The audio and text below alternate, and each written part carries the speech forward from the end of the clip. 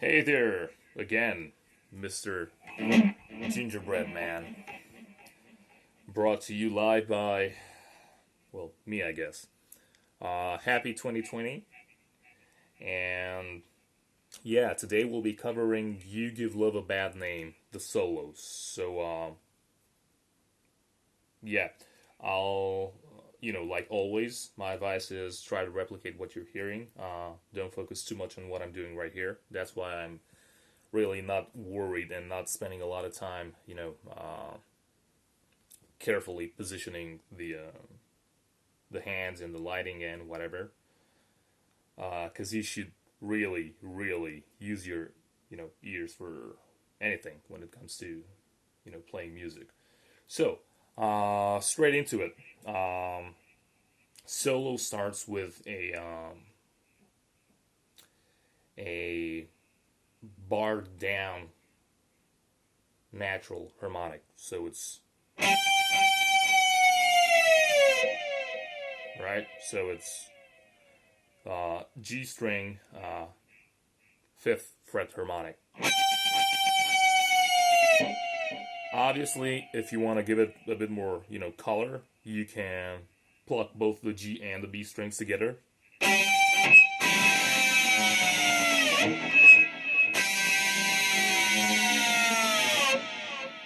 Yeah. And that's the original way of doing the dive bomb.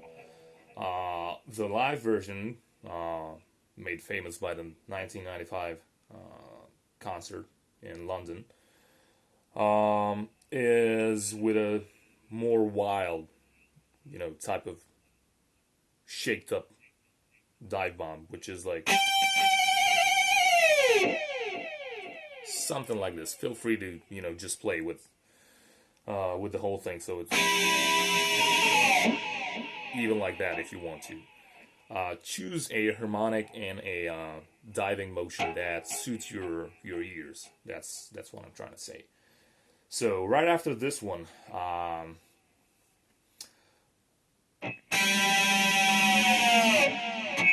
you go on.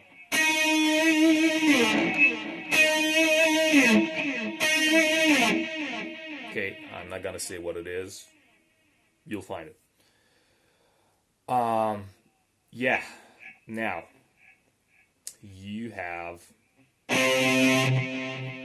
a sequence of power chords, which are not really power chords. They're dyads, but they're just the root and the octave, which gives it a distinctive sound. So it's just in my case right here, it's the C chord, which is actually yeah, it's an octave chord, right? So you're not playing the fifth, you're not playing the fourth, you're not playing the third, you're not playing anything. So in order to be easy to just pluck the chord, you can just use your index finger, which frets the root. You can use it to slightly mute the string that's in between your root and your octave. So it's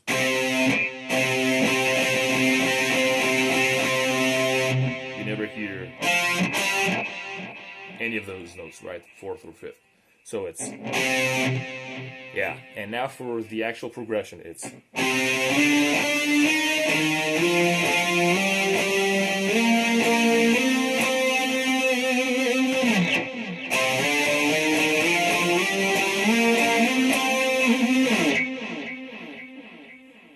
right. And you have to listen to the original a bit to get like the pace, because it's like a very straightforward progression when it comes to, and then it has a slight lag when it goes into,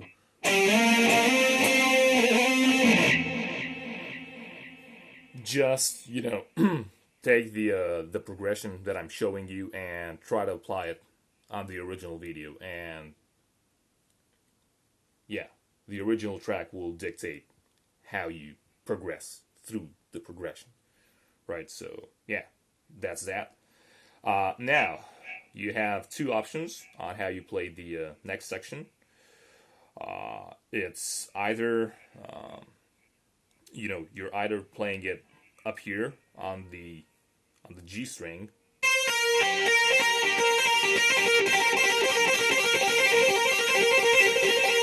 although that's not exactly the pattern, but that's the beginning of the skeleton, sort of like, how you should do it. And you can also play it on the B string, which is... Both will have pluses and minuses. In my opinion, closer to the original is the B string. Feel free to play it on the G string if you're a bit uncomfortable with the B string version. So yeah, I'll stick to the B string version. You can apply the following things on both versions. So you saw how I told you that the pattern is something like... Well, that's more of a simplistic Van Halen type of tapping sequence. What Richie actually does is he taps and slides, and what I mean by that is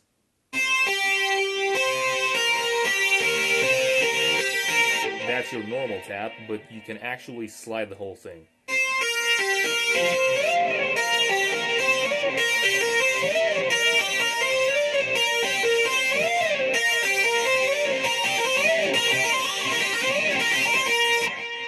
It's a bit clunky when you do it at slow speeds, but it's basically, yeah, just...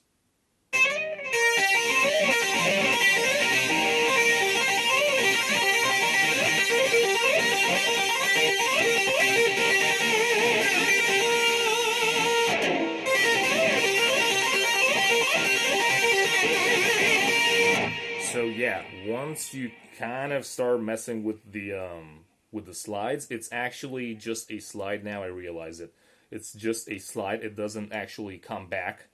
It doesn't go... That's for other songs, other situations. Warren DeMartini from Rap uses that a lot, and George Lynch from Dokken. But anywho, yeah, it's sliding out to nowhere, right? So it's...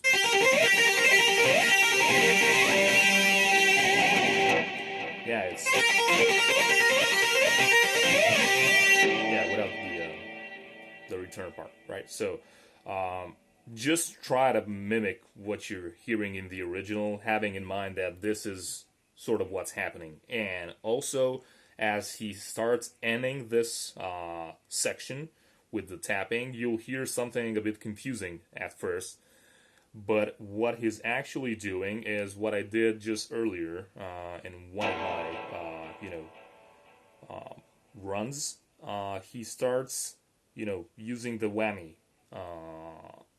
towards the end, and he kind of shakes the whole thing a bit, making it a bit messy, but really, really cool sonically, right? So it's...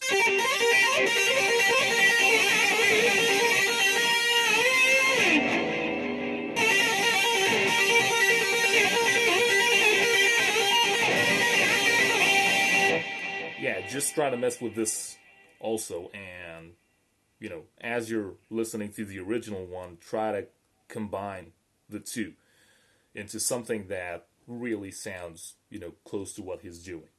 And yeah, as he's finishing the section, he's actually going from this one, he's going one whole step up.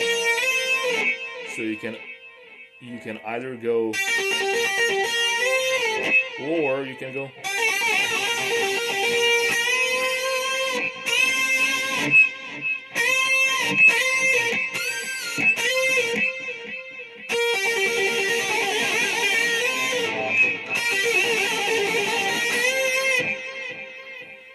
up to you, right?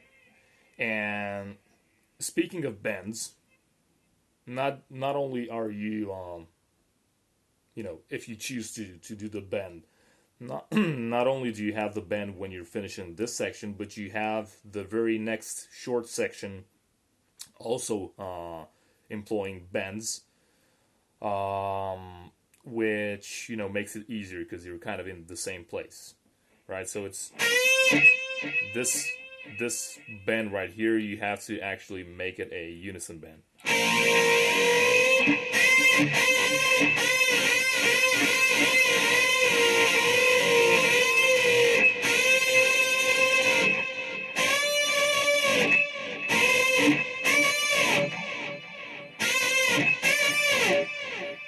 Right? And yeah, that's if you're on the B string, and on the G string it should be no, sorry. Again, unison.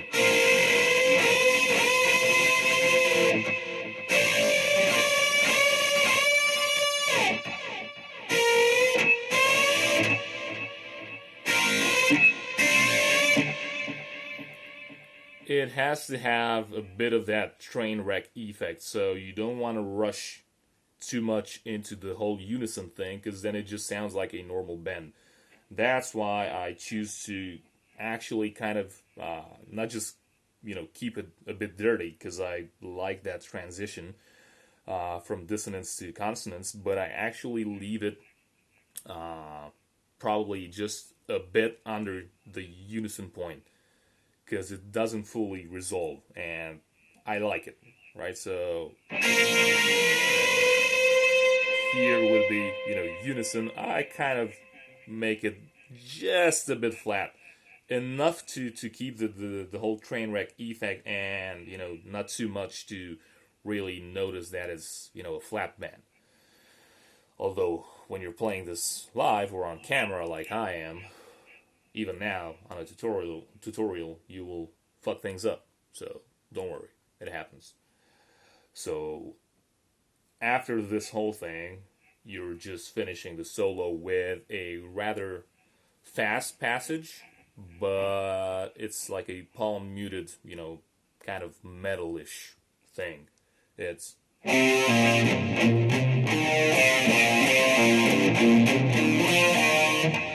then you end up with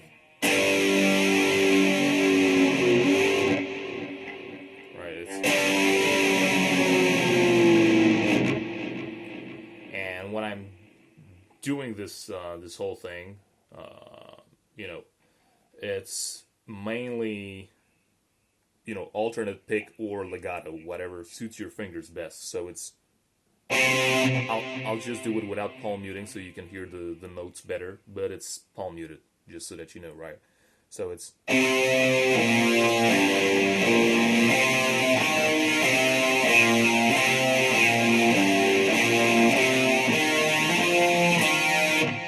then you go into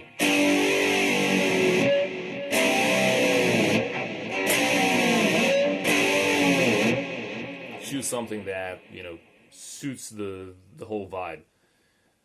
I guess you're tired by now hearing me say this, but yeah, it's true. And actually, when I'm playing this last chord, which goes into a diabomb, I'm kind of again making it a bit messy by playing some open strings, but I'm not actually playing the open strings. I'm just slightly touching it to give it a more dissonant sound. So it's not very cleanly the G chord. It's not just, it's more like I kind of touch, the open G and the B slightly, so it's right. So once again, it's sorry.